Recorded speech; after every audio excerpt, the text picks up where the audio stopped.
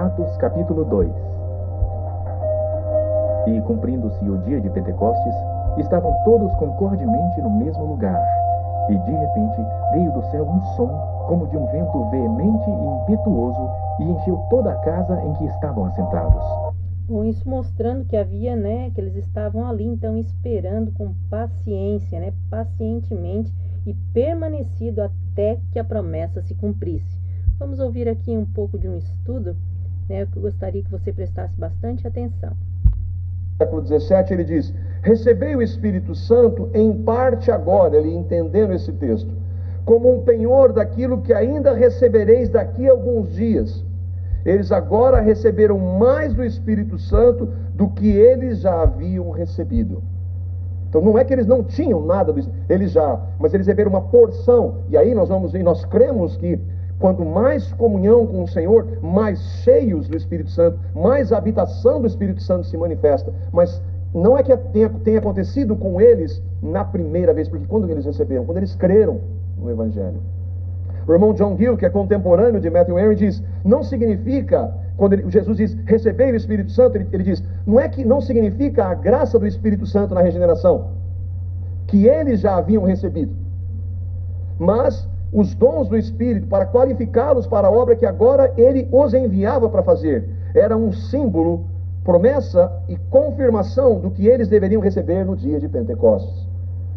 E por último, o irmão Augusto Nicodemos, eu estava ouvindo essa semana, ele está estudando Atos com a igreja, ele diz: o livro de Atos está narrando um período de transição do Antigo para o Novo Testamento. Os apóstolos já eram crentes ao estilo do Antigo Testamento, eles já criam no Messias que viria. E ele vai fazer todo um desenvolvimento para dizer que todos os crentes do Antigo Testamento, nós não sabemos, o que nós sabemos é que agora o Espírito Santo habita plenamente, mas eles só podiam crer, qualquer um daqueles que creram no Evangelho, no Antigo Testamento, só puderam crer pela ação do Espírito Santo. Eles tinham o Espírito Santo. O que aconteceria agora é que eles seriam capacitados com poder e dons espirituais para poder ministrar a palavra de Deus ao mundo. Então, esse é o que nós cremos, essa é a posição que nós entendemos de... Isso é o que nós cremos e entendemos, E foram vistas por eles línguas repartidas como que de fogo, as quais pousaram sobre cada um deles. E todos foram cheios do Espírito Santo e começaram a falar noutras línguas, conforme o Espírito lhes concedia que falassem. E em Jerusalém estavam habitando judeus, homens religiosos de todas as nações que estão debaixo do céu.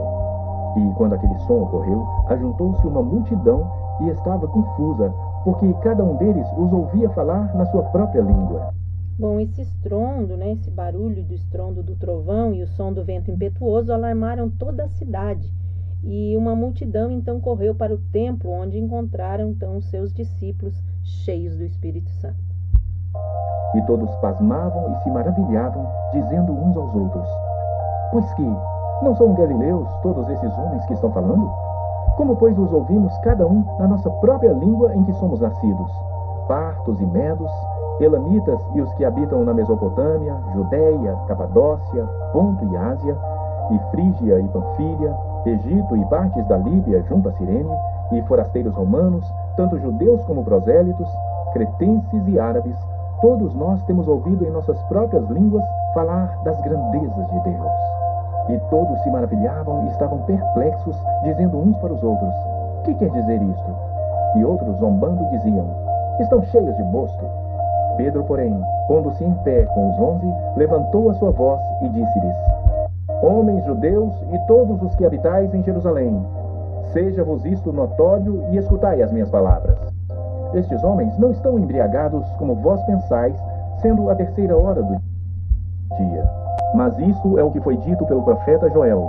E nos últimos dias acontecerá, diz Deus, que do meu Espírito derramarei sobre toda a carne. Bom, na verdade, para o observador de fora, os discípulos pareciam estar bêbados, a julgar pela forma que agiam e falavam, por estarem tão cheios, Mas era simplesmente 9 horas da manhã, e até tal hora os judeus, eles raramente bebiam, visto que era a hora da oração no templo. Até mesmo o mais desregrado judeu, ele não transgredia esse princípio. E os vossos filhos e as vossas filhas profetizarão, os vossos jovens terão visões, e os vossos velhos sonharão sonhos. E também do meu espírito derramarei sobre os meus servos e sobre as minhas servas naqueles dias, e profetizarão. E farei aparecer prodígios em cima no céu, e sinais embaixo na terra, sangue, fogo e vapor de fumo. O sol se converterá em trevas e a lua em sangue, antes de chegar o grande e glorioso dia do Senhor. E acontecerá que todo aquele que invocar o nome do Senhor será salvo. Homens israelitas, escutai estas palavras. A Jesus Nazareno, homem aprovado por Deus entre vós, com maravilhas, prodígios e sinais, que Deus por ele fez no meio de vós, como vós mesmos bem sabeis, a este que vos foi entregue pelo determinado conselho e presciência de Deus, prendestes, crucificastes e matastes pelas mãos de injustos, ao qual Deus ressuscitou, desfazendo as dores da morte, pois não era possível que fosse retido por ela. Porque dele disse Davi: sempre via diante de mim o Senhor, porque está à minha direita, para que eu não seja abalado. Por isso se alegrou o meu coração, e a minha língua exultou, e ainda a minha carne há de repousar em esperança, pois não deixarás a minha alma no inferno, nem permitirás que o teu santo veja a corrupção. Fizeste-me conhecidos os caminhos da vida, com a tua face me encherás de júbilo.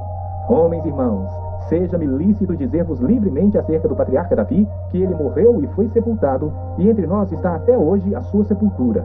Sendo, pois, profeta, e sabendo que Deus lhe havia prometido com juramento que do fruto de seus lombos, segundo a carne, levantaria o Cristo para o assentar sobre o seu trono, e antevendo isto, disse da ressurreição de Cristo que a sua alma não foi deixada no inferno, nem a sua carne viu a corrupção.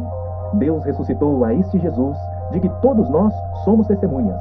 De sorte que, exaltado pela destra de Deus, e tendo recebido do Pai a promessa do Espírito Santo, derramou isto que vós agora vedes e ouvis.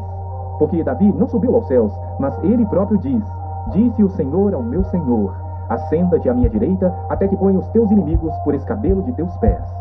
Saiba, pois, com certeza toda a casa de Israel, que a esse Jesus, a quem vós crucificastes, Deus o fez Senhor e Cristo. E ouvindo eles isto, compungiram-se em seu coração e perguntaram a Pedro e aos demais apóstolos: que faremos, homens e irmãos? E disse-lhes Pedro: arrependei-vos, e cada um de vós seja batizado em nome de Jesus Cristo, em remissão de pecados. Bom, para um judeu, ser batizado em nome de Jesus significava, então, abrir mão do judaísmo, né, de tudo aquilo que eles tinham aprendido, da lei, né, em si. Então, para todo judeu que realmente acreditasse, cresce em Jesus, ele era batizado e tinha esse significado importante, né, que era abrir mão do judaísmo. E recebereis o dom do Espírito Santo, porque a promessa vos diz respeito a vós, a vossos filhos e a todos os que estão longe, a tantos quanto Deus nosso Senhor chamar. E com muitas outras palavras isto testificava e os exortava, dizendo: salvai-vos desta geração perversa. De sorte que foram batizados os que de bom grado receberam a sua palavra, e naquele dia agregaram-se quase 3.000 almas, e perseveravam na doutrina dos apóstolos, e na comunhão, e no partir do pão, e nas orações.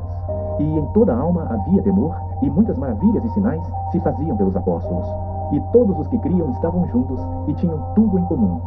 E vendiam suas propriedades e bens, e repartiam com todos, segundo cada um havia de mister.